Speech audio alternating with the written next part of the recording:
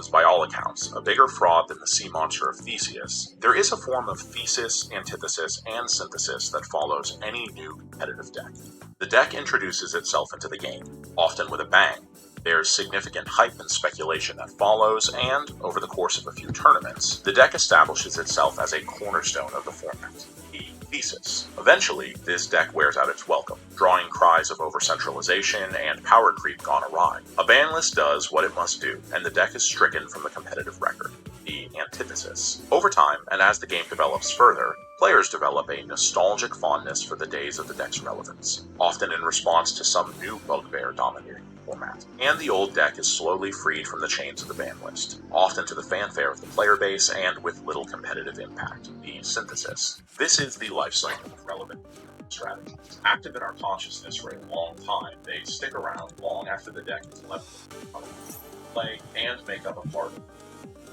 Think of decks like Necron, Eladan, Dragon, Orchist. Significant portions of Yu-Gi-Oh's history intertwine next them. What happens? The best deck in the format just fades, suddenly steps out of the limelight and seems to go on.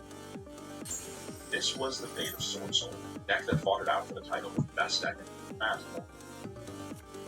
First, a brief recap of the strategy. Sword Soul is an archetype of worms with a heavy focus on synchro summoning that debuted at Dawn of Madness to the TC in August. The second wave of support, First of Destiny, in November of that same year. The stage for dominance was set. The archetype centered around a host of main deck models. All had different effects that summoned a token, and blocked with synchro summoning while that token was locked.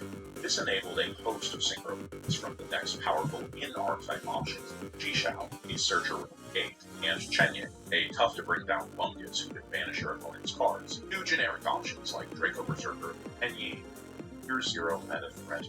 The deck was powerful, consistent, incredibly. Formal summon Moye unseated from an Alistair as the tagline for the smallest brain no player.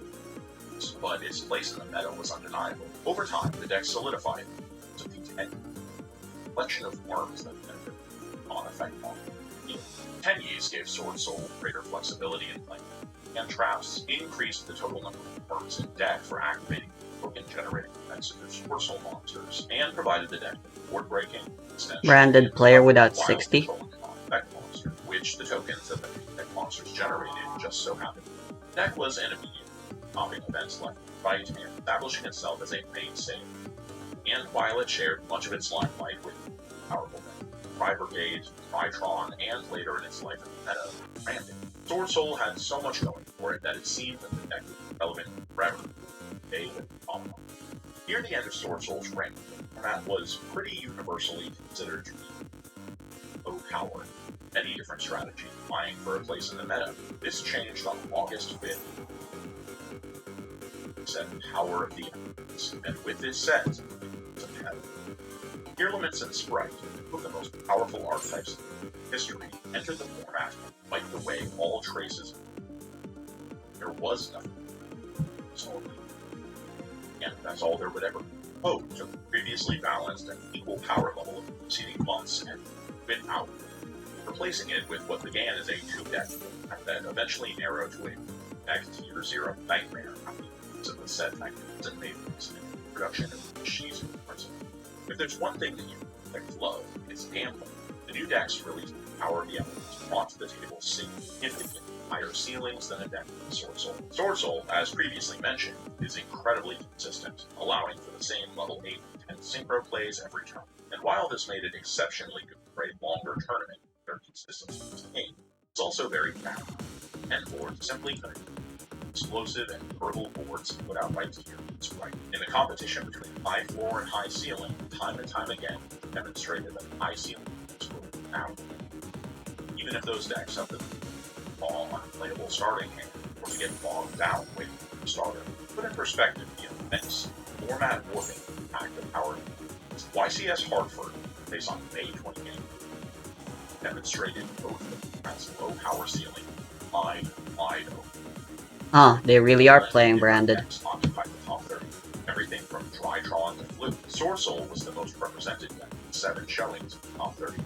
Sky Striker Football, Fire White, Now, the very next YCS, which took place on August 27th in Rio de Janeiro, not even 3 months after YCS Hartford and the first YCS with Power of the Elements, had a combined 19 Sprite Parliament.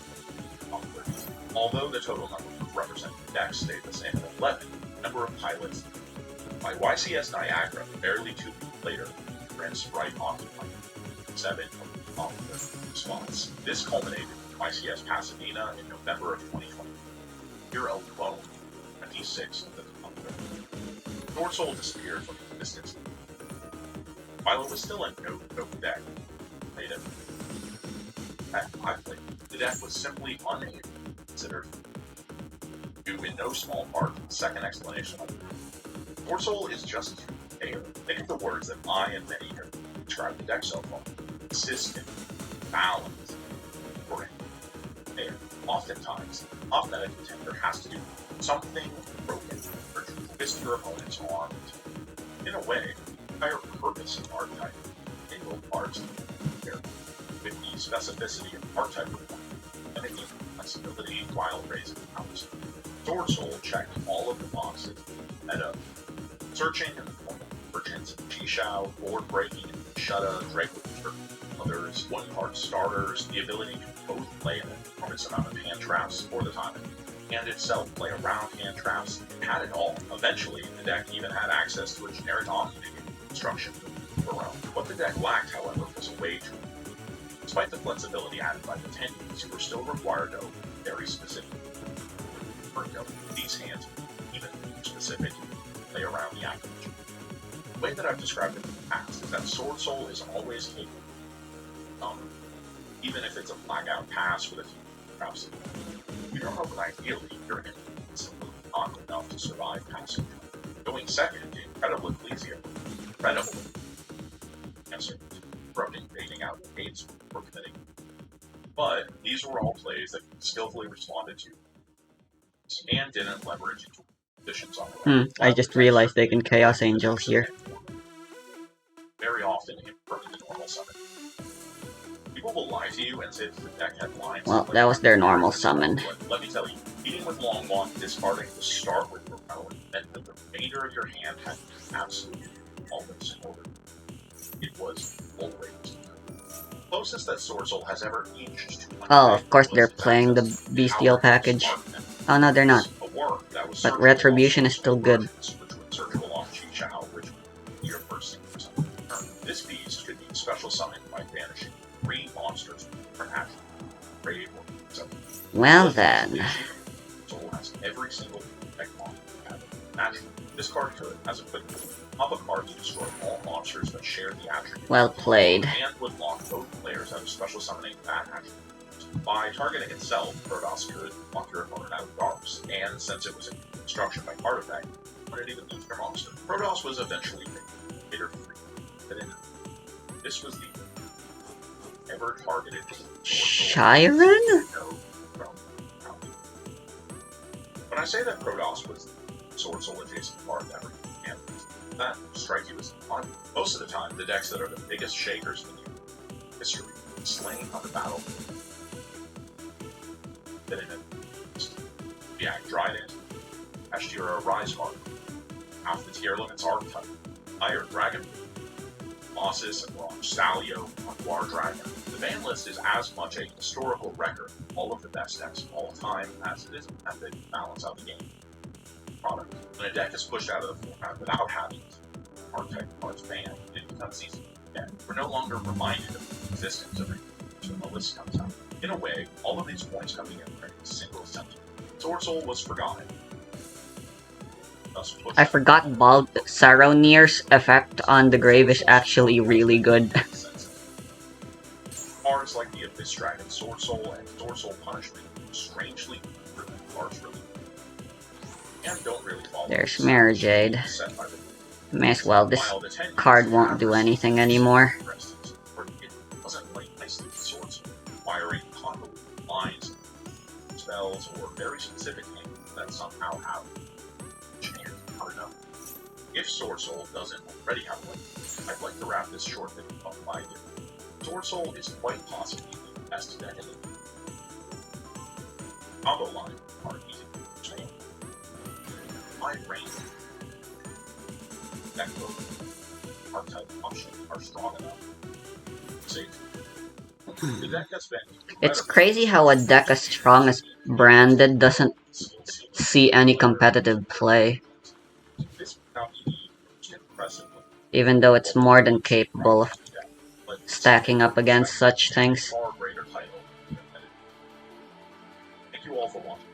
With this video, let's check out some more. I'm just getting back from haunting creations and Final Fire. Hope that you don't. Hey,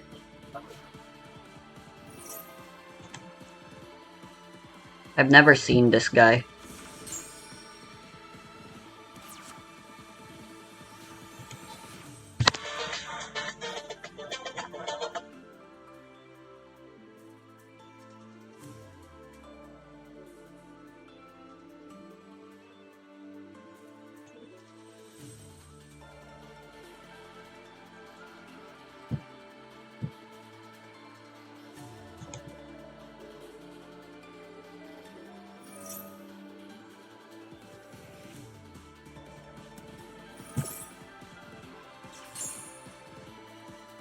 I'll take it.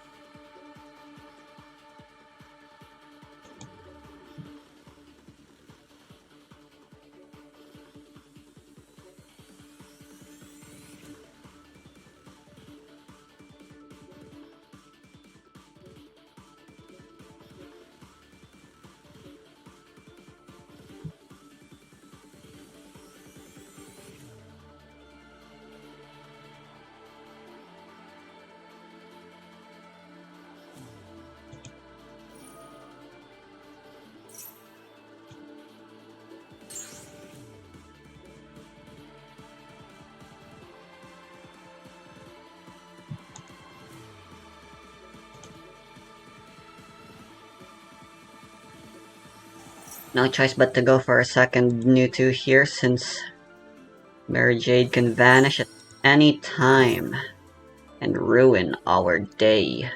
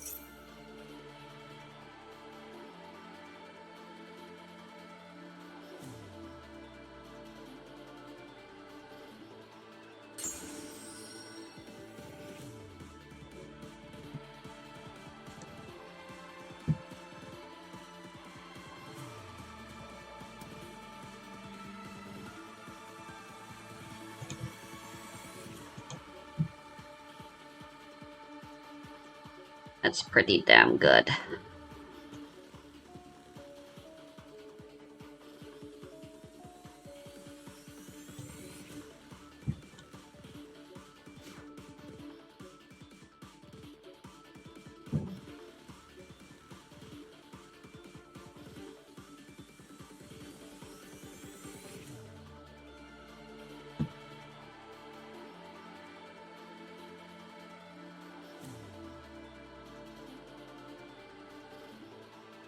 Why?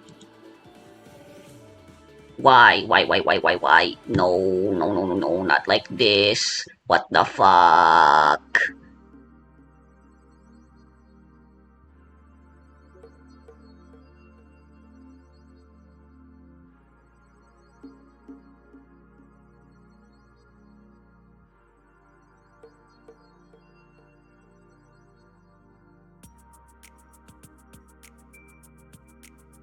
The internet is fucking dead?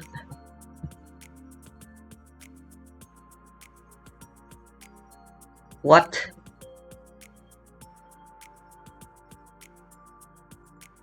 Happened?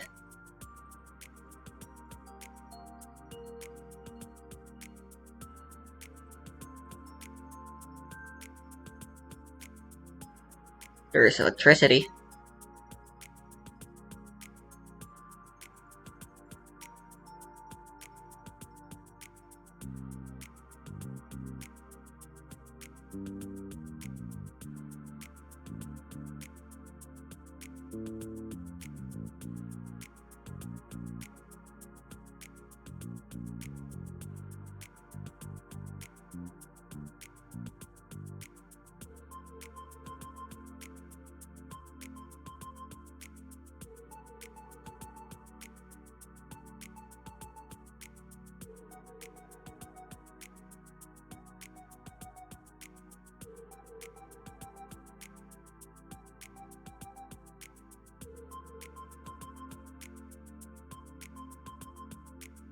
Two point four isn't working either.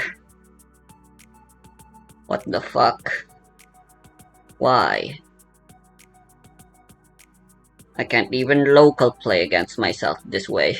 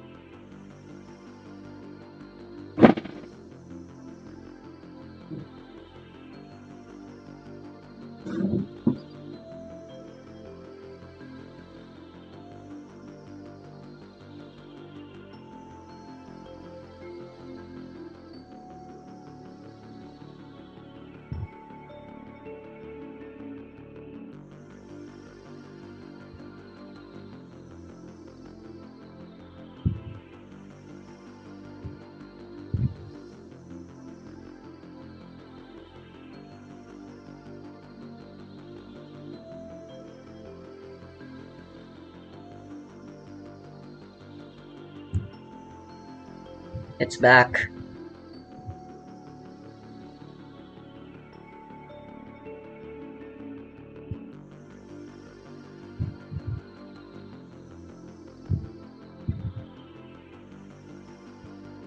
Well, I already booted here.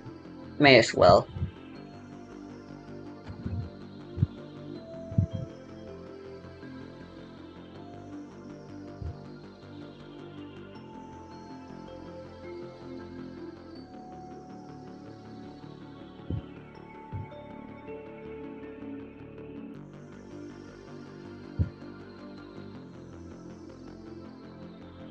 I think the code must have changed. No?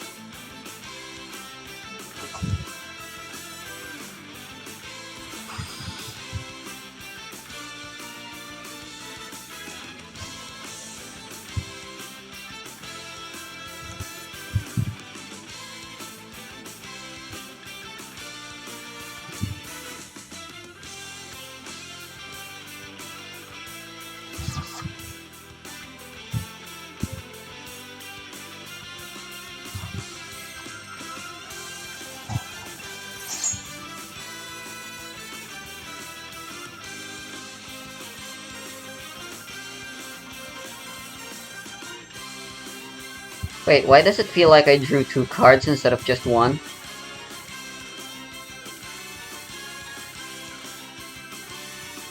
Oh, right. I summoned Little Knight. The other one was from Little Knight.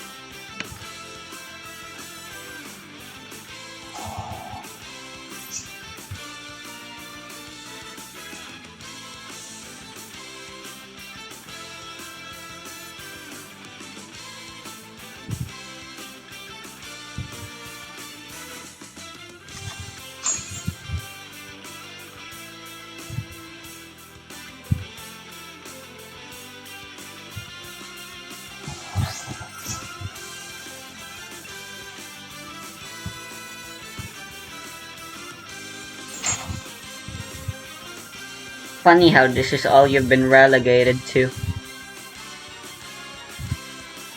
An equip spell that just goes to the grave.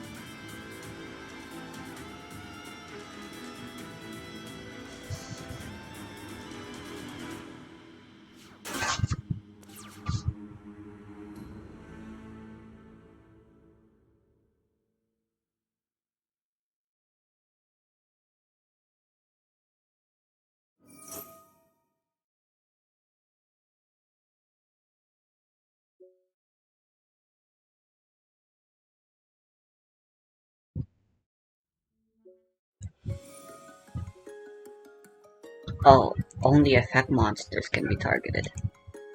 Sucks.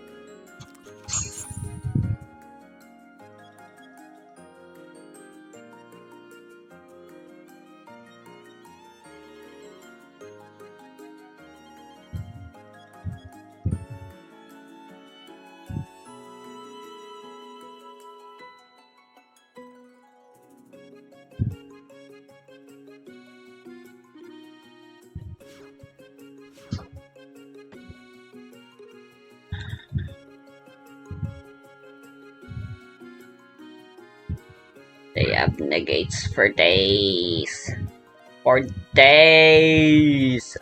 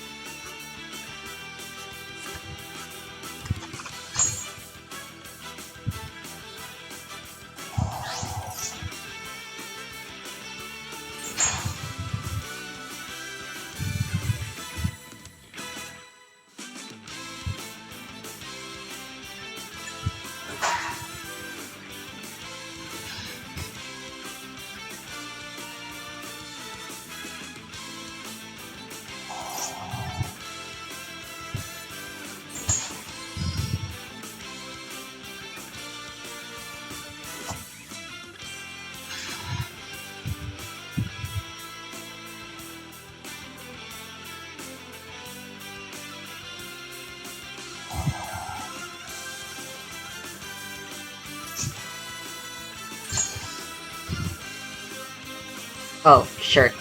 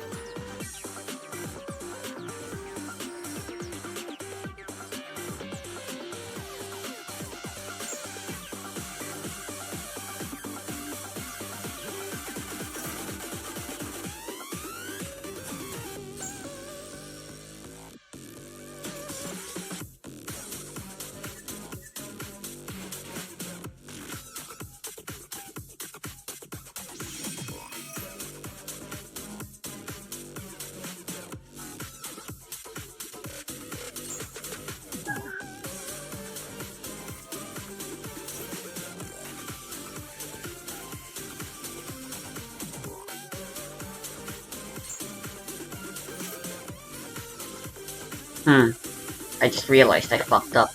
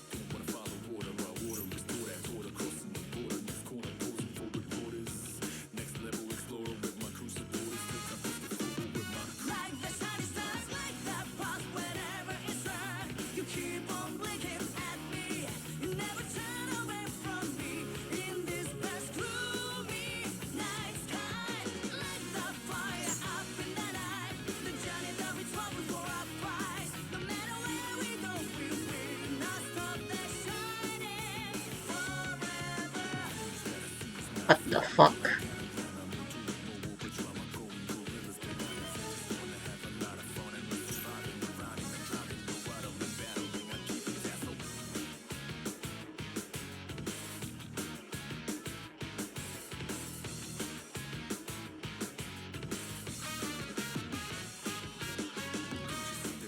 Okay, I thought it was mermails.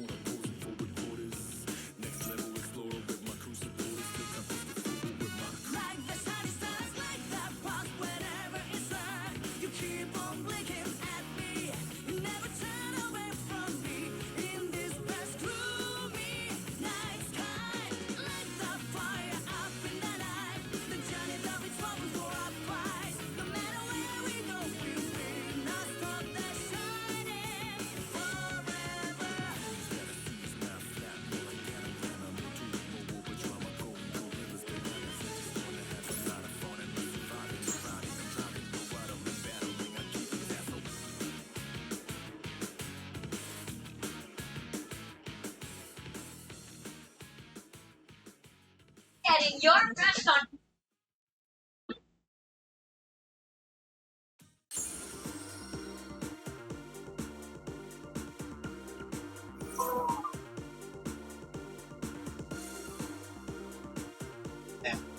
Come on. Durable. Waiting. Turn. A slow, sloggy combat. It's the worst part of any role-playing game, like Dungeons & Dragons. Or Yu-Gi-Oh! So, we're gonna break down 7 main problems, the 7 deadly sins of D&D combat. You can feel their simple solutions. Bruh, splashing in deep sea minstrel and ice barrier actually kicks ass though. Go combat. Ice barriers is a very competent strategy. It just really needs a way to actually get its place going. Combat Slogger number 1. Your battle might be trash. Ah yes, a flat, featureless plane with nothing for the heroes or monsters to interact with.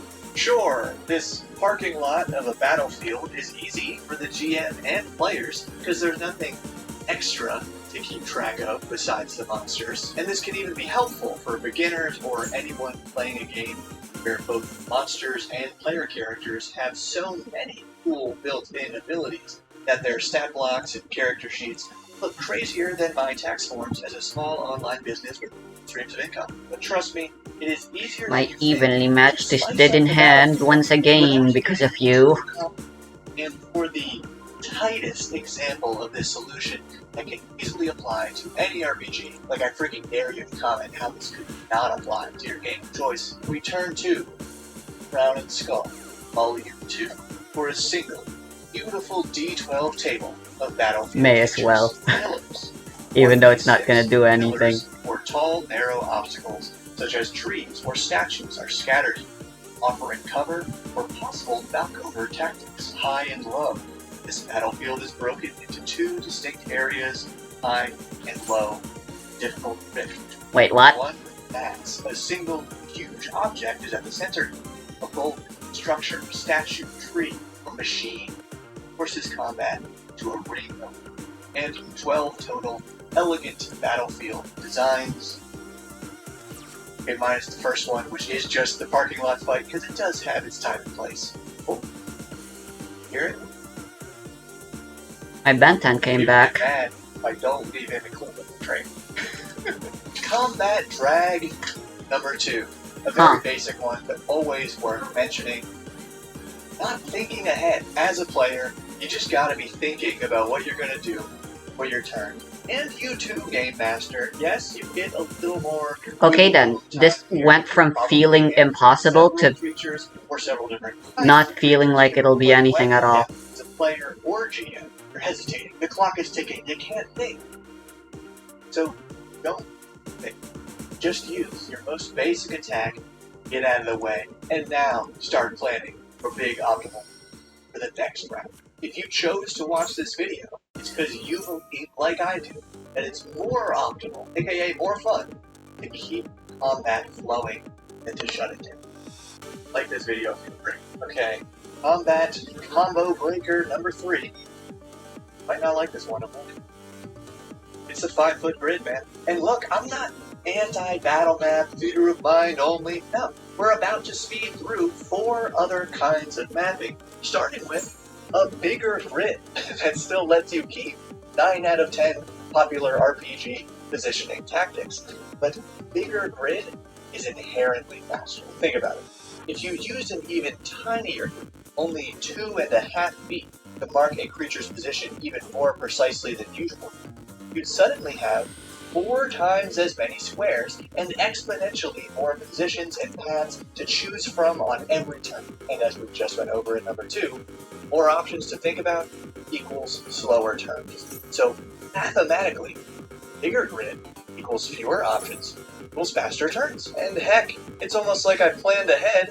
We can demonstrate this with these awesome magnetic hex tiles from today's sponsor, Realm Brew. And look, they even have subtle 1-inch hexes on each tile you want to flip between the 5-foot grid and the big grid for different counters. So the quick specs, there are 3 sets of tiles: underground caverns, subterranean rivers, and huge dungeons. Every tile is reversible. They're also scratch resistant.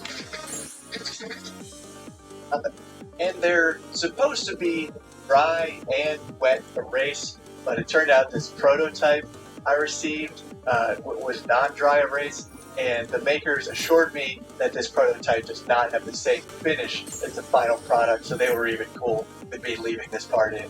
Yours will be dry and wet erase, don't worry. There's also tons of removable decals, numbered, fog of war sheets, and they're magical, because no one really knows how magnets work, so check out the Realm Brew hex tiles through the link below. Okay, now, no kidding. This particular big grid mapping tool exactly fits the movement and distance rules that tens of thousands of RPG groups are already having fun using, like Shadow Dog and its predecessors like Next Card RPG and more. But you can't stick with squares and speed things up just by expanding them to 10-foot squares or bigger. So close means melee, about 5 feet. For this grid, means being able to hit anything in the same tile as you without moving. Next, near means short range, or about 30 feet, so you can move one tile and still attack, or use thrown weapons or short-range spells. Then, double near is a term I kinda can't stand, so I call it mid-range. It's about 60 feet, 2 tiles, 2 moves, 1 dash, you get it. And far is basically 3 or more moves, and it's only effective for far-range weapons and spells. So within that melee tile, you can still flank, corner, create choke points, take cover, and do pretty much everything else. I think the only positioning tactic that this big grid can't easily account for is 10-foot each weapons found in D&D and some of its cousins. However, two options for that. A, continue to treat each individual tile or 10-foot square as its own distinct pocket for melee, but within that given space, count the tiny things. Or B, use the slightly more detailed measurements of dagger heart. So instead of going right from melee to near, Daggerheart uses different words and adds one range in between there. So it's melee, very close, close. And instead of relying on a grid at all, Daggerheart measures distance with objects at the table, like the cards, pencils. But the faster decision-making math method that my group mostly uses, abstract math, just has two measurements. Melee, or a number of moves away. Very simple. And then there's zones. Break your battlefield. Not I don't know why it took them so long to throw in the towel. Polygons based on chunks for movement and accounting for types of elevation, terrain, and other interesting battlefield features like Okay, that was a long one. This is not. Long one. Number 4. Monsters only go bomb. Yes, while the simple tactic of reducing hit points is technically the fastest way to end a combat, it is the most boring by a mile. So don't overdo it, but just remember to add in some pushing, pulling, pinning, engulfing, throwing, summoning, and maybe the coolest form of this idea, make a boss monster's action take at least one round. So Pointy Hat recently made an incredible video about this, calling it battlefield actions, where the monster noticeably begins some big effect, and then the players, more so than the characters, have to figure out what's happening and how to stop it, or at least how to mitigate it before it goes on. Cleanly combining tension-building timer with a attack. And I'll give one example right here, but you really must go check out that video. So there's Cleave. The boss raises its weapon, readying a devastating attack against anyone in front of it. But whenever a creature hits the boss, it turns to face that direction. So it's about steering this incoming wave of damage, or if you can, fleeing away from it. Oh, but that's right, you can't really flee in D&D. Just like Pointy Hat said in that video, and like I've said before, and we'll keep saying because it's true, opportunity attacks are bringing your D&D combat to a literal standstill. Yeah, number 5, this penalty for movement. I feel silly just saying it. This penalty means that the boss monsters are... Look at that, it's an instant Barone. ...in one place, or else the characters just get a bunch of free attacks for no good reason at all. And all combatants are discouraged from moving to technical positions.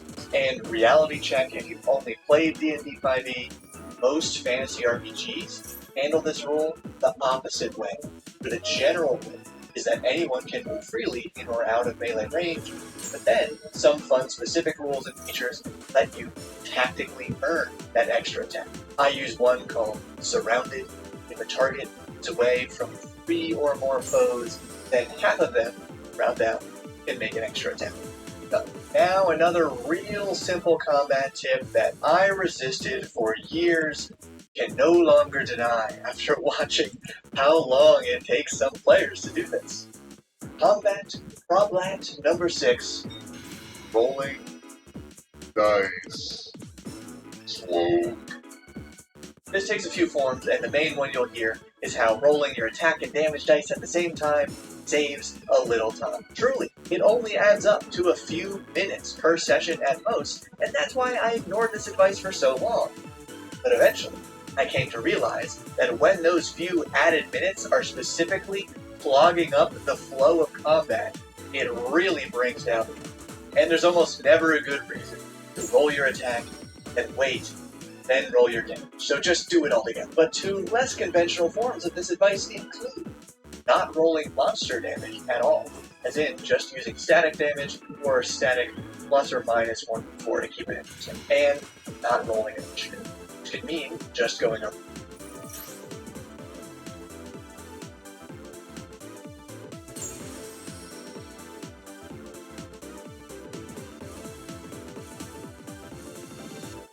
Round the table, using static initiative like 10 plus dex, using 11 for all monsters, or drawing cards for initiative, or using no initiative at all, see Dagger. Actually, I've already got a whole other video about like a dozen different initiative methods from different games, several of which are faster than the default of D5.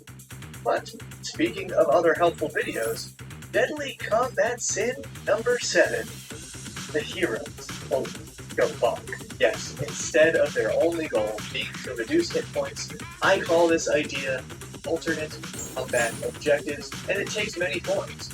Precious target, capture the flag, the unconventional That was chase, 4 the non-tuners, holy king shit. of the hill, and other simple yet explosively awesome ways. It's our usual Skull Dread, but without downsides.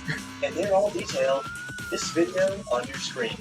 Don't want to miss it, and if you'd like to support this kind of content, Oh, they're ending their turn. They want this big-ass monster. Tribute to the complicated tax situation of this small online business that I am genuinely so grateful. Thank you so much, and keep building.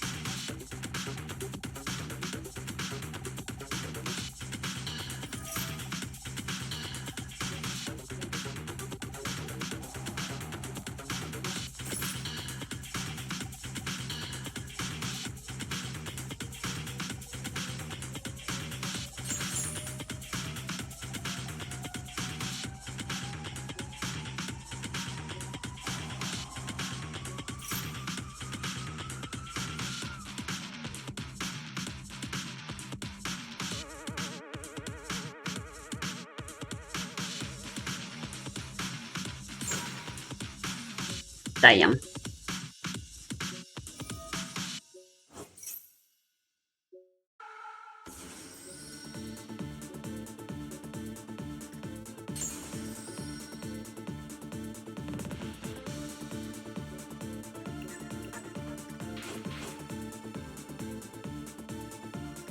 Effect Veiler, hopefully.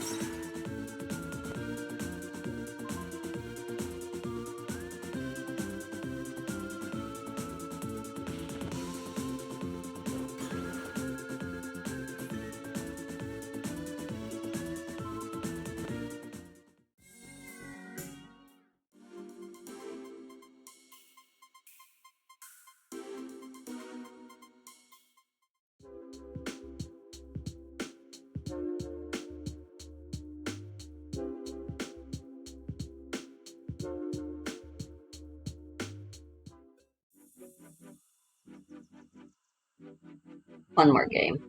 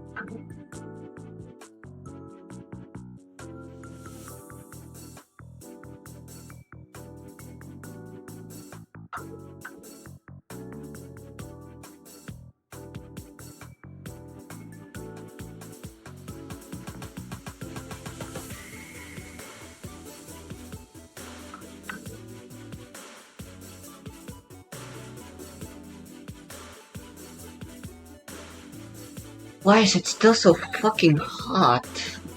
Like my aircon isn't doing anything.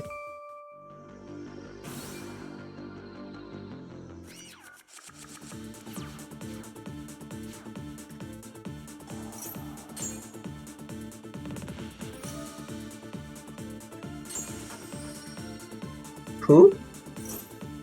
Your image isn't loading, girl.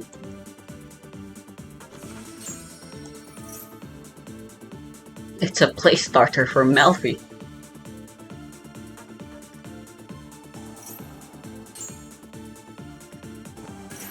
They know what they're doing considering how fast they're playing, holy shit. Right, I don't need to choose. Did they get the sleepy? Of course they did.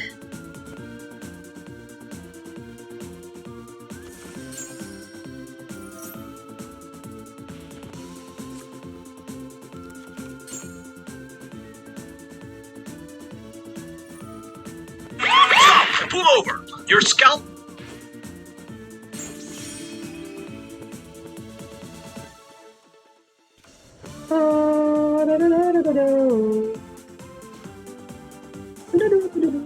Wait, what?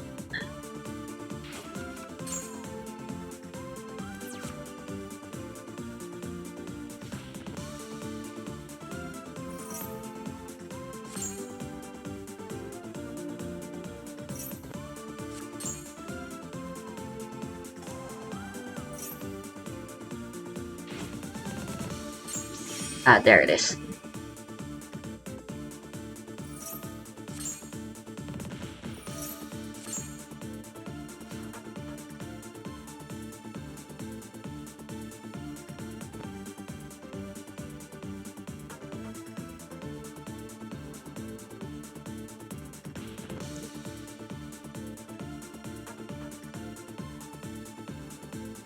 I can't play this hand.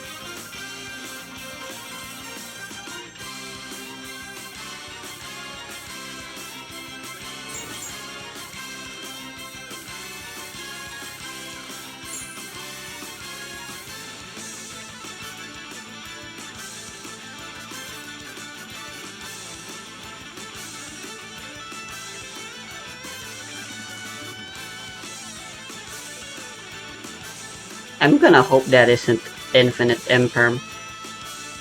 Actually, it's better to hope. It's better to just go for this.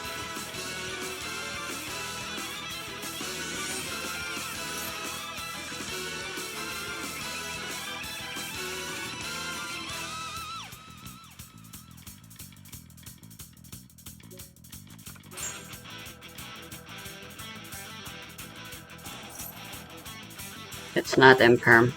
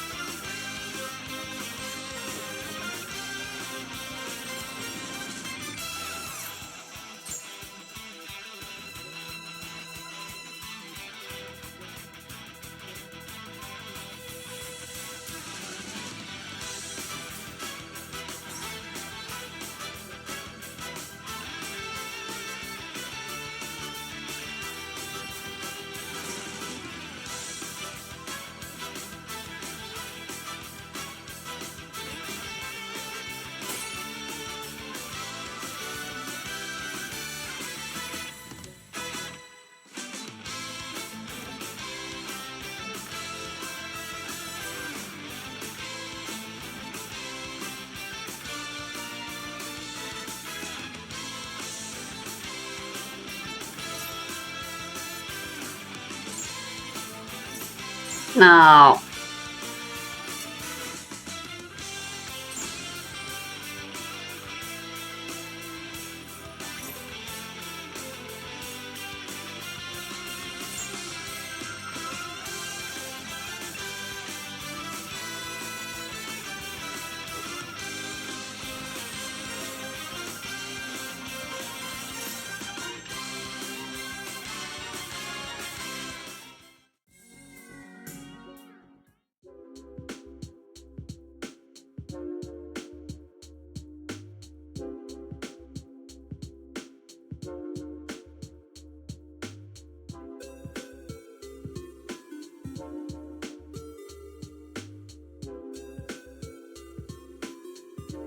All of my non-engine are fucking useless here.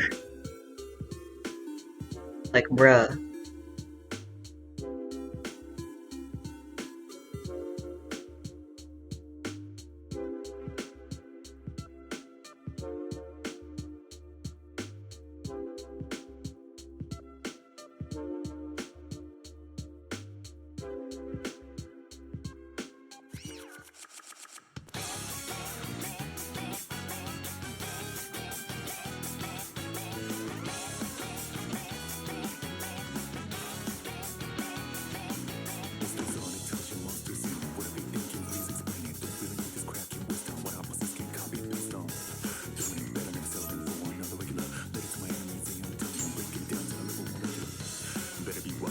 Wow, look at that, instant Verone.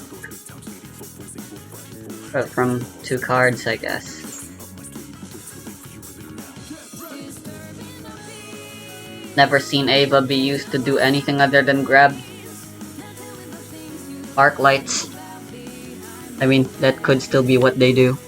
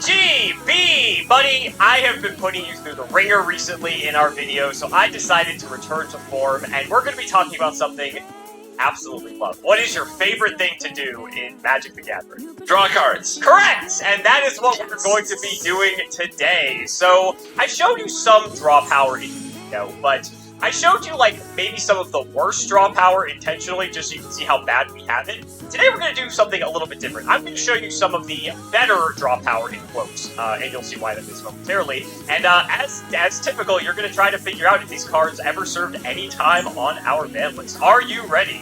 I think so, because my default is going to be banned. It all got banned. Okay, that's a good start. That's a good start. When you see your first card, you might actually think that. Here we go. Oh, good. Let's do more jars and pots and various. Yu-Gi-Oh! Loves its jars and pots. That is correct. Do they have a Tupperware set? They should Not have that a I'm aware. Tupperware set. Honestly, maybe that should be in the merch store coming up. It draws so many cards. Morphing Jar. A level 2 monster, actually, with 700 attack and 600 defense. It's a rock, and it says flip. Both players discard all cards in their hands, then both players draw 5. Did I see this card? You may have seen I other might have seen jars. something like it. I will let you know Yeah. that the jars have the theme of doing something and drawing 5. I may have shown you a different jar, but I do not believe I've shown you this exact jar. I'm guessing this is an old card. Yes, this is actually one of the very first cards printed, as a matter of fact. I will let you know, we're probably going to go in chronological order today, so you can see the evolution of draw power in our game. So this card was in 2002, one of the very first cards released. So, you're setting this face down, and then when the opponent attacks it or on your turn, you're flipping it face up. And at that point, both players draw 5. I feel like I should already know if this is good or not. Okay. But I keep on going back to this idea that you have to put out their face down, and if the opponent is pretty sure it's a morphing jar, they can attack it, right? And that flips it? Correct. So when you attack into it, if it's set face down, yes, it'll flip face up. The effect will activate, so both players will discard and draw 5, and then it will get destroyed. I also want to settle something right now, right? When you put this face down, you turn it sideways. Correct. It looks like in Magic terms tapped. I didn't know that when I watched that match of Yu-Gi-Oh, and I kept on saying, "Why is it tapped?" And everybody felt a burning need to set me straight. Since we're on that subject, I should also clarify. A lot of people think you still don't understand combat in our game, so let me clarify that. I don't.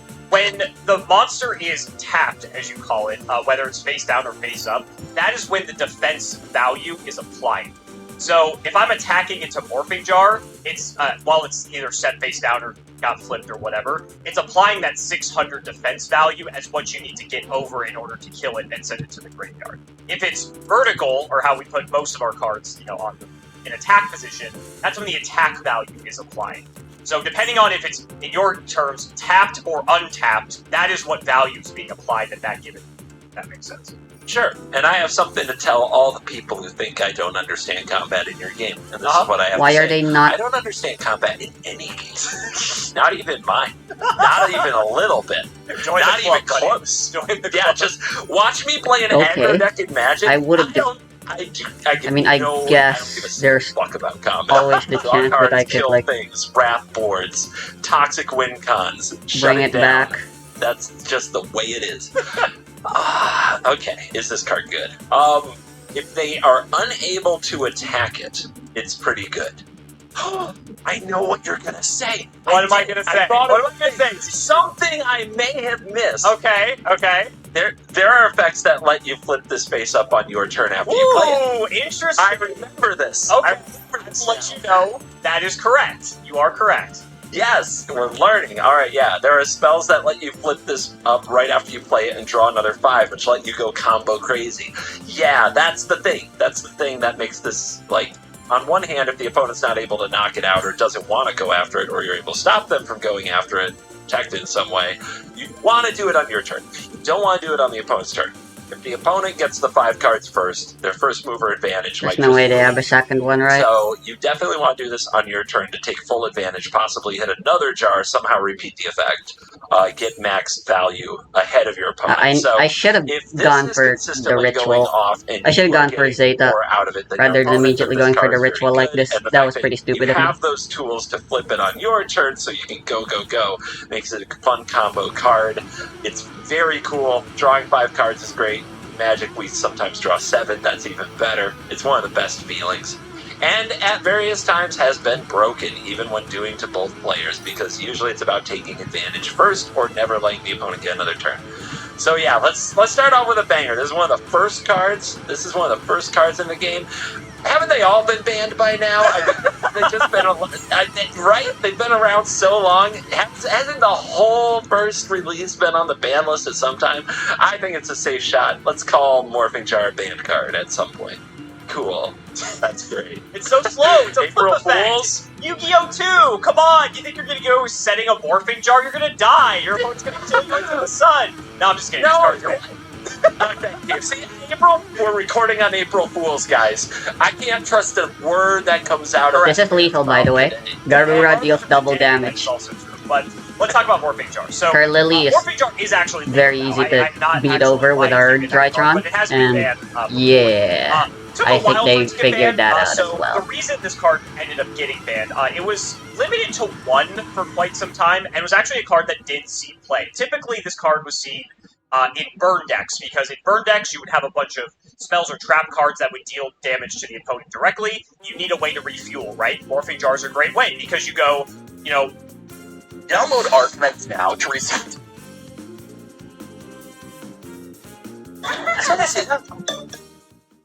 refuel, right? Morphing jars are a great way, because you go, you know, burn spell, burn spell, burn spell, burn spell. I do like Morphing Lava jar. Golem. Now I you're think going to draw 5. there's your anything opponent might discard their hand and of only a takeaway here, get it's one that card out of it or Lava something. Golem is But now you good. reloaded your ability to burn your opponent to death. So, Morphing Jar typically saw play. Maybe just don't bother but with even, like, evenly in matched. good decks, Really sometimes, like, isn't as a all way that if you're good. falling behind in the game, if you're able to, there are multiple cards that could tutor Morphing Jar, for instance. If you're falling behind, then you could just have More Morphing Jar often give than you a not. fresh hand and an opportunity to get back into the game, potentially, even if it comes at the cost of setting up your opponent's graveyard or giving them a card or 2. If you get, like, 4 out of it, like, you're totally cool with that. You would prefer to use this, you know, on your turn to flip it face up, because then you have first agency in actually being able to use all those cards, where your opponent would if they attack into it, because it's still their turn. But this card was very degenerate in the sense that there were decks called Empty Jar. You actually figured it out. The whole sort of gimmick with this is that there was multiple jars, and you would use cards that would flip them face up and face down, essentially to mill out your opponent. That was like the whole concept of the deck. And some of these decks actually like did very well in tournaments back in the day. So much so that Morphing Jar did ultimately end up getting banned, and it's kind of gone all over the list. So it's a very interesting card in Yu-Gi-Oh's history, and a very iconic one for people who played back in the day. This was a very expensive card when it was first released before it got actually reprinted, because it was distributed in a tournament pack, which you can only get for going to like your local tournaments, and it was like the highest rarity in that pack. So it was very hard to get. And so nowadays, the OG copies of this card go for a lot of money, matter of fact. I'm gonna watch for one of those. Maybe I can get somebody to get me a Morphing Jar. I can get Simo to sign it for me. Be like, hey, hopefully not a tournament pack 2 Morphing Jar, because that'd be literally thousands of dollars. But you are correct. You are on the board, TG. Congratulations. Let's see how you can do with this one. Card of Safe Return. It's breaking the fourth wall again. I love it. I love when cards do thing. this. There's a few of those you're going to see that do that, because you're talking about drawing cards, right? Spell card. When a monster is special summoned to the field from your graveyard, you can draw 1 card from your deck. This is hold on. I think I know. This is a continuous spell card. Correct! Look at you! You've come so far. I'm so proud. Alright, I place this on the field. I special summon things to the field from the graveyard specifically. So, this isn't extra deck stuff. This is only from the graveyard. Correct. But my god, this is another early Yu-Gi-Oh card. Back then, there were a bunch of cards that got restricted and banned that summoned stuff from the graveyard. Uh-huh. And it was all... So this is, like, pedantic, but potentially. All of those, or a vast majority of those cards, use the term special summon, as opposed to place on the field or some thing like Yeah, that. yes. We don't have, in terms of, like, summoning, that there's not, like, any wording thing. If it's coming from the graveyard, it's special summoned, yes. Yeah, I could think of, like, 5 different ways that a magic card could get to a zone without technically being summoned, right? So I have to check. That's fine. And I think that's fair, all things considered. So, if you had showed me this card really early on, I'd have been like, how often does that happen? It's a special summon. But now I know. Now I feel like I know that at least at some point in the history of your game, there is so much special summoning going on and involving the graveyard that setting this as a continuous spell could probably draw 3 or more cards a turn. And that is busted. That's insane. This feels Again, stupid. if you had shown me this early, I might have been like, what? I don't know, man. Now, like, my first instinct is ban. I literally have never cited Lancia yet. Well, I have against Malice, but I didn't draw it. I want this in Magic. I want whenever... It would have this. It seems like such a basic effect. You would think Magic would have an enchantment that has this effect on it. You played a card that said, whenever a card leaves your graveyard during your turn, draw a card. It only happens once a turn. Like, honestly, some people will probably tell me there's a card in Magic that's more akin to this, but that was like, that's as close to this as I can think of right now, and that's a new card. So Magic, I don't think has really used something like this. I think it would be a lot of fun in Magic. I think this would be a lot of fun in Magic. I think it really is.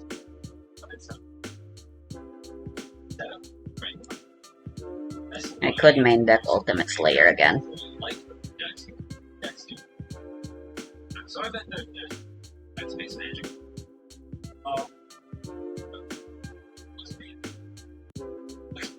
Like, okay, I have to give a printing and fixing.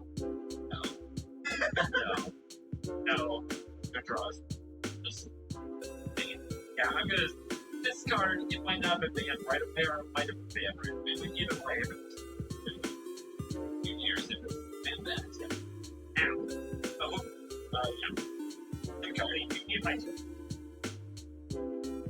Sure. I would say I hear what's good. What? Okay, just say what. Is Lyralus the card I should be cutting? How many cards are on the hell? I can tank with Kiki Nagashi, but how often are we actually able to... Let's think of all the decks we've faced against so far.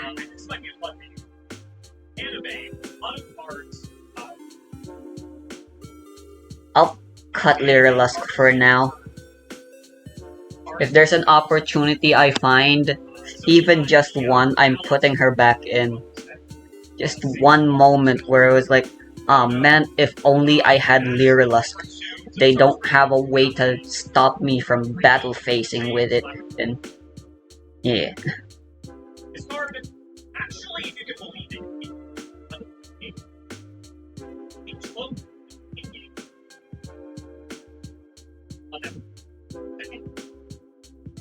around the time Tommy's actually coming.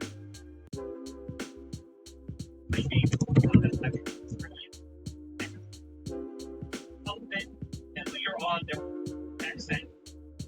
That's just it got to the point that it was just kind of controlled. So, it's banned and it's been banned ever since. That's it. Probably never come up with this interesting discussion though, because we think here, because purpose once it has like a fair no way to search. I don't like one or two. Harking back to limited, as if we would have the kind of bits, like getting like buy, right? It's like it's kind of just becomes like auto. If you don't try, I don't know. Some people like me. I think rest. And I love that we are. Yeah, let's see the card. The card. Actually, Wait, I just realized that was supposed to be my last game. Whatever.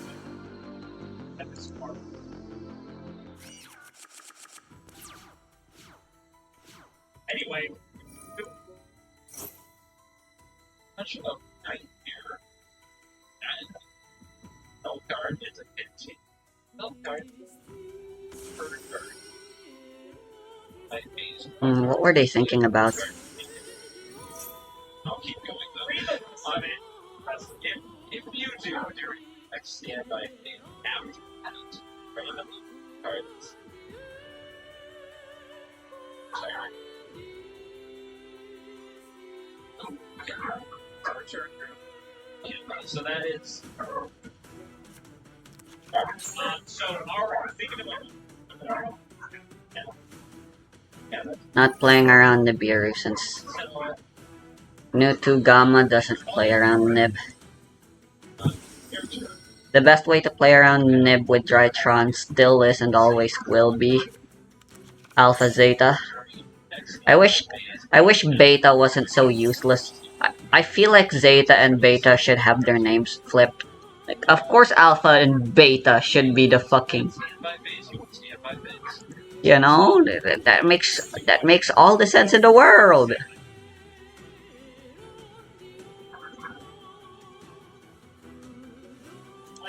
unless there is a Since we're not playing around Nib, I'm not gonna bother trying to do any kind of insulating play.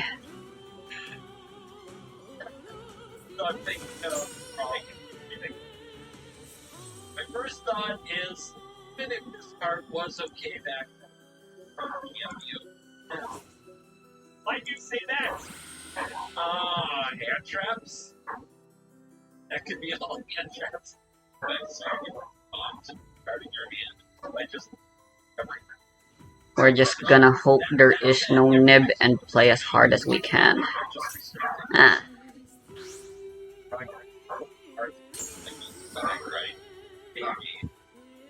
That does quite hurt. Let's go back. Interesting. I feel like three companies find that and you were able to kind of Do they have a second one? you can't though. Maybe they'll want that stuff in the graveyard. If so, I'm probably up against Malice. But it's still then case scenario you end up with you throw it back to your opponent and you draw once, right? And if you have enough effects in your deck, you want some. I don't know. I can see how early on it may have been until like an interesting amount. But I bet by the time the effects to fall, this was just like okay, like you can build a deck with a lot all interest. Everything seems everything. And again, card sometimes, so this seems like a nightmare, an actual barrage of a nightmare, an actual thing. Yeah. There's no way they have a third one, right? And 3 copies. No fucking way. No fucking way. Jesus Christ. Oh my god. Okay, this restrict. It keeps the malt being a problem. Sure, it really is terrible. Maybe it could exist if it is restricted, but I think yeah, I'm definitely gonna go with I'm going with ban. I'm just trying to process it. Did it survive restricted? No. I'll let you tell. Just ban this nice game. I show you your exam. Yes. Nightmare was banned, and it's still banned. So, let me tell you the comment. I would have gotten rid of Mu Beta here. This Masquerena should 800 bitch that does nothing. So, combo back and data. Anyway, this is Malice. Place your bets that a Malice card is the very first thing that's gonna show up here. I'm calling it's gonna be fucking Dormouse specifically. So, Oh. what you can do is when Mirage of Nightmare activates, aim this use spell cards have to be So it's Ryzeal Fiendsmith. As it's an offense. No other deck plays Bestial a lot. No other variant of Ryzeal plays Bestials other than that. So it's like At least none that I'm aware of. right? That's kind of like what. So Barrage of Nightmare, so like enlisting limited very early on, enlist came around and eventually. Funny thing, they can kill me right here, right now. They just have fucking whatchamacallit. Yeah, that doesn't surprise me. So far, so good. Good card draws, though. They have them all. You said you were gonna like today's video. I want to get fucking whatchamacallit. I don't think they're gonna go for it though. It is admittedly very risky. It did win a tournament though, so it's not entirely stupid. Oh, was it really Slash? Or, yeah, so, this was back in this era of times. At the mall, I went on the weekend. Record stores. And, it was basic mine. This is basically how I came like I want curious for your effect. And this card is special summon. Graveyard draw. Are they not playing Eclipse Twins? I don't know what they'd benefit from negating Mu Beta. Also, like, animation spells that targets are very, they're kind of a bit very interesting. Because we don't have anything quite like this. So, this would be too broken if the cards couldn't exist. That were true. That's interesting, right? So yeah, I immediately I'm like, there's probably ways to get stuff back from your graveyard. Maybe even multiple ways, like multiple time into back what? I mean, and it's also just kind of a cost of animating cards, right? As you the one cost of your graveyard.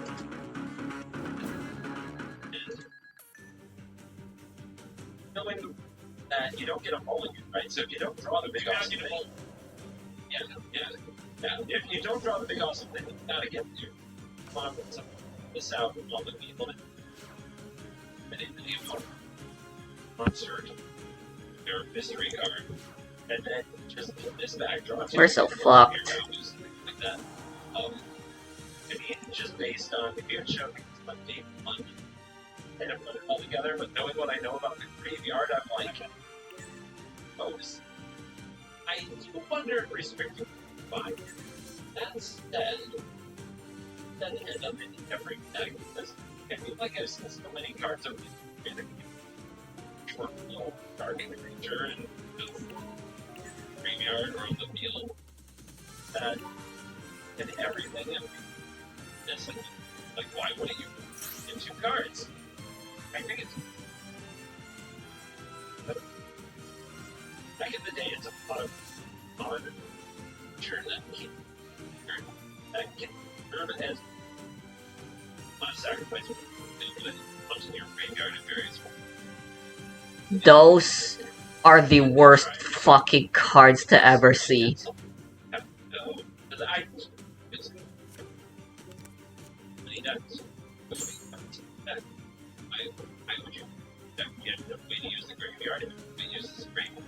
Scored on this one. This one, I am trying to come up with a. I'm trying to see. I'm biased, I'm partial. I wanted to see record business, this compact disc business, and I couldn't do it. I couldn't even save. And I want to save the disc commander, but I can't do it. This band as well. I showed you 4 band cards in a row. I think there's a chance this one got restricted and it might have been okay. Like, we're talking about a long history band, and this seems like it would be in everything. I'm gonna say this got banned also. And I got in a row. I said at the top, we're just gonna ban everything. Yes! And I'm gonna ride this train till it cracks, maybe. Let's go. This is like when you were at the Scantron big letter. Like, there's no. Right. Yes, exactly. I'm tempted fate here, man. We're tempting fate here. So, we're correct. They did try to... Are correct. This commander is also banned. Funny enough, it is not banned anymore. Reason for that, however, is not because it's too low. I actually, this might be a hot take, I think if this commander probably Galleon's. Fortunately, he decided to murder my boy here and give a read to the errata. Out of all the ways to lose to... I guess they kind of... Like, it seems like you fundamentally changed. Oh, just wait till you read this. I tried bringing back once you did. Cannot be special summoned from the graveyard. The turn this was sent to the graveyard. Yeah, fundamentally different. Like, there was nothing like that on the other card. If this card is special summoned from the graveyard, you can draw 2 cards. You can only use this once per duel. Yep. Massacre. So not only bring it back this turn, you know that only get to use the effect. I will say, someone who had to play with this card back in the day, a lot of greed is banned at this point. This is still like one or two. There are multiple ways to reanimate this that Eric, that is your, but also Destiny Heroes as a IGB resurrect monster and like or bring this back. So I want to say that next ender probably had like so far ahead. Taking attribute I don't like everything about it. That time. It is a nominal. Nominal. 07 to our friend this Haunted by the times, it's just how your life goes by. I know it's not your fault to say, but there ain't no other way. So step on up to the plate. It's your fate, walking straight on into the lion's lair. Fair enough.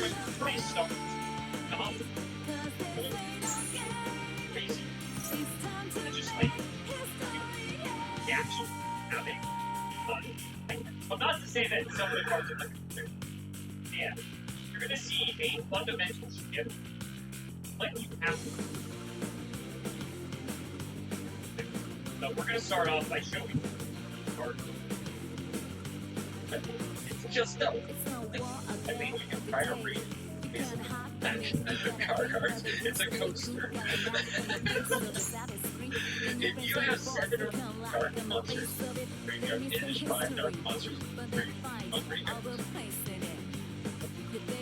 Similar to a card that talked about on YouTube.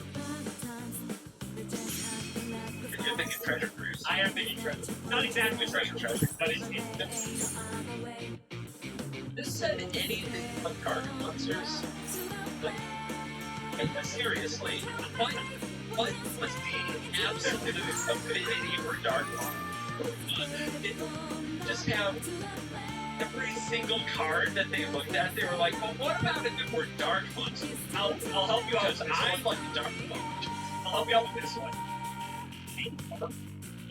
This set. Not that dark needed any more support, right? This commander is dark, right? You've seen They got a whole set. Nice. So, but this was a set. This was in a set that was themed around giving dark. It's coming out. 2008. 2008. And then I believe, I'm trying to remember Odyssey, Magic the Gathering, and I think it is Odyssey. There's no way they play Nib, right? So, I think it was 2001. Magic Torment was an entire set built around. I need a better follow-up. Oh, really? Yes. And it was a stripping, like, tournament format. I can remember. It's really parallel. Okay. Uh-huh. I can say it wasn't good for really anybody except for people who were just like beings. Variants sound familiar. Apparently, Yu-Gi-Oh saw this as I guess. They came to the idea themselves. How did they know? I don't know. How try so hard to like build. You know what? Look them all except like this one color. And then we're gonna give them the broken cards. Hopefully, they weren't saving a second imperm. Well, that is just as good. Uninstall. I'll see it when this. This is like forever. Forever. So now every dark monster, rest of their game, in some way, plays into the beginning of the end. It has a cost. Because 5 monsters main card, and you have to have 7. No, you have to have. It's any Yu-Gi-Oh deck in the history of time. I don't know, man. Way, That's while a also stretch. running dark monsters. That's a stretch. I don't know. It's not bad. I think that's like 80% of the decks you've ever described on the show. So how am I supposed to think this wasn't banned? But I showed you 5 banned cards. Yeah, because the next card's gonna say banish 5 banned cards from your graveyard for on 3 cards, and I'm gonna say that's banned too. Let's keep it going. Why not? It's not. So similar to your reaction to treasure cruise, I'm just looking at this like cards in the graveyard and to make dark monsters is that a cost? I think that this might be a card that only the 3 of your hand and monsters in your card. And you can get stuff. Possibly. Maybe this wasn't always real. That just makes limiting almost like up to the kind of like okay. Now eventually I'll put it ahead. Your game, you just play your dark monster game. And you have to yeah, 5 banned cards are 5 bands for 5 dark monsters, and it's from graveyard. By the way. So this is the beginning of the end. Are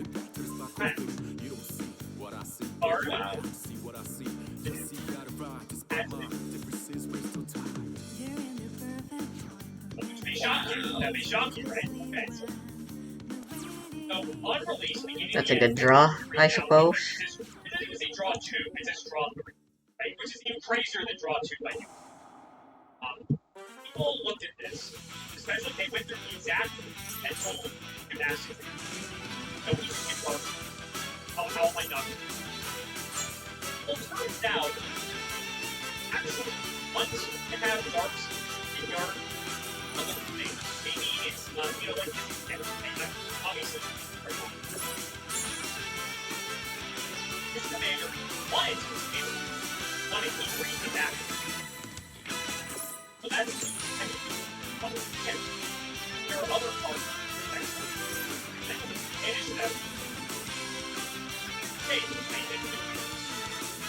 So other cards that they're running graveyard that might actually like so it turns out actually getting to 7 is wrong. Very much like a late game, and it wasn't something that people. I will say people maybe as a 1-0 back in the day, but like Maxio, are self-guard. However, we get to Yu-Gi-Oh! 2, and there was a deck that was an empty deck that was all dark monster, very easily built a graveyard with one no issue, and it played 3 copies of it. I noticed it. So it was very likely that you could load up your graveyard to be prepared at the beginning of the end, and eventually resolve. But, however, that did not get this card touched either. I believe in Asian terror. Maybe I'm limited this card to Gravekeeper's inscription. Jesus. I was beginning the end wasn't like Like, it's one of those cards that everyone always looks at. Just draw 3. It says draw 3. It's so tempting. Like, even as Yu-Gi-Oh! All the time, and now starting. Hey, we're just really not going to get that enough that actually not as reliable. An interesting card I thought I knew you were going to deck. You got me. You got me on that one. Alright. This is gonna be a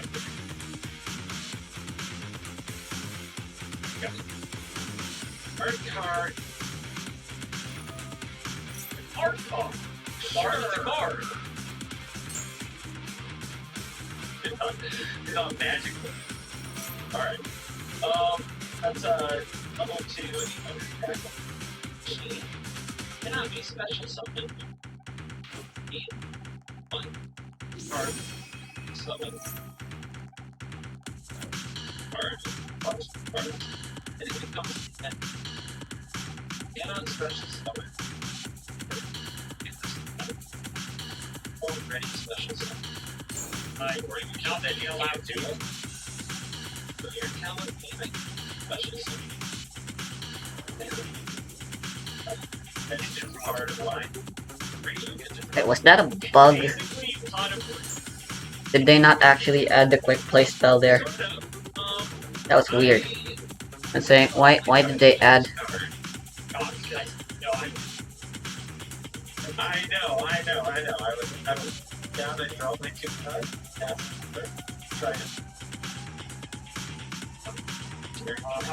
I would set some traps, maybe some spells. Okay, you're learning. Yeah. That? Then I draw my 2 cards. Oh.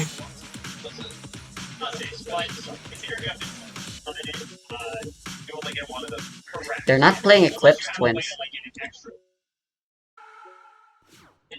Definitely not an every one that. I imagine there are plenty of decks that wouldn't mind spending their. Okay. Problem is you don't get to like stack your deck from the game. So if you use this as your summon, I guess you don't have cards. Just have an 800 attack, or you could monster. Good. But I'll let you know this is still like Yu-Gi-Oh! Just so bad. I might concede the match if I'm in a position where I just can't use this too much.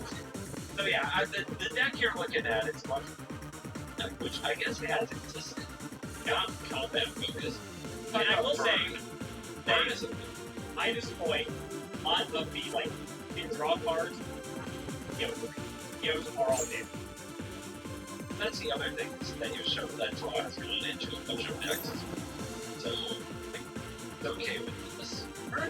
Burns down and I'll do this 2 turns in a row. Okay.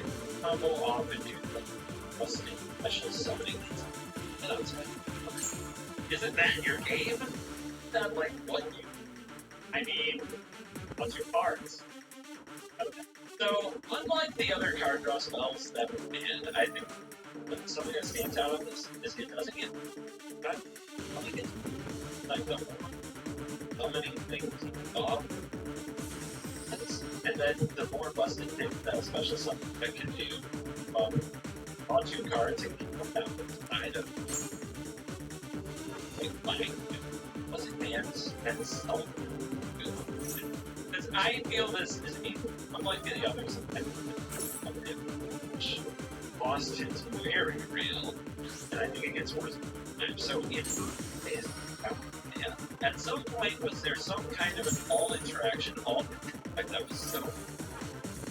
All other decks had access to kind of card bonded to the only card other was, and then meeting an absolute shit that they got without a card the size of a card. I even like the special something they have to forget it.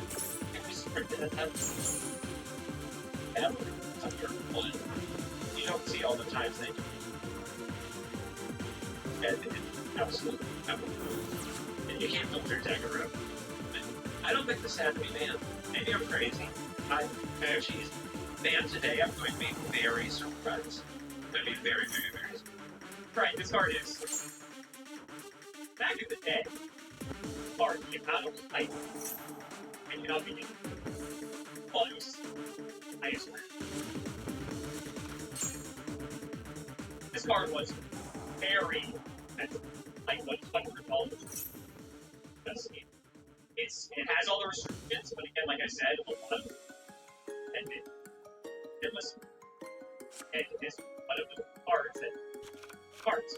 And like you said, next, basically for anything